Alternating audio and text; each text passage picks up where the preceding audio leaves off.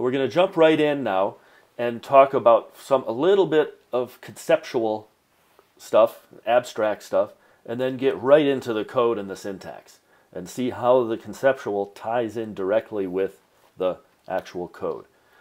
First, we'll talk about functions. And if you recall, probably from grade school, a function is essentially a machine. You can think of it as a machine that takes in some kind of input and produces a known, well-defined output. An important characteristic of a function is that if you pass the same input in a second time, you will get the same output that you got from that input. So the output is deterministic, and it is known and well-defined based on what the input is. Now here's an example of calling a function in the Common Lisp language, which forms the basis for Gendl. So Common Lisp is always there when you're working in Gendl as well.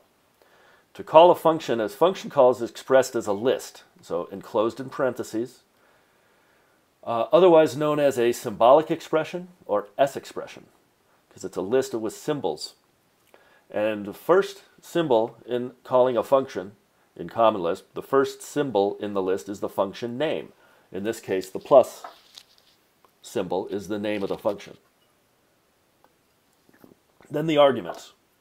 We have argument and then another copy of the same argument here, 2 and 2. And everything is separated by spaces, notice. There are no commas. There are no extra parentheses around the list of arguments or parameters that are being passed to the function. It's simply the name of the function followed by the arguments. No extra parentheses. This yields the result 4, obviously. Similarly, we have a call to the multiply function with 3 and another copy of 3, which yields 9. Here's an example of a function that takes strings as arguments. So we call string append and give 3 strings. There's the first string, the word hey. The second string is a string with simply a space. And the third string is the word now, N-O-W. This yields the new string, which sticks those 3 together into hey space now. Before we jump to the next slide, we'll do a couple of these on the command line so you can see how the interaction works. So I'm typing at the top level. When you first start up Gendl, you'll see that you're in the package called GDL user.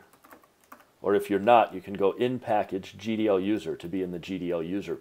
That's a all-purpose package for doing just testing and temporary things at the top level. So in the GDL user package, you have access to all the Gendl operators. So you also have access to all the Common Lisp operators. So for example, plus 2, 2 is the expression that we just had. I'm going to enter plus 2, 2 here, and we get 4 as a result. Let's try the multiply 3, 3, and we get 9.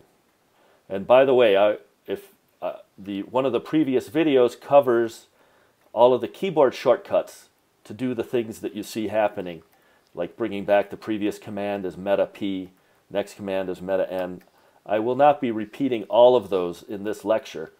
You probably should preview this set of lectures with the lectures about Emacs and the Gendl environment first to get familiar with those shortcuts. So finally, we're going to do string append a string hey. And notice strings are surrounded by the double quotes. One set of double quotes starts the string. The next set of double quotes finishes the string. So this is 3 distinct strings. Hey, one with a space, and then now.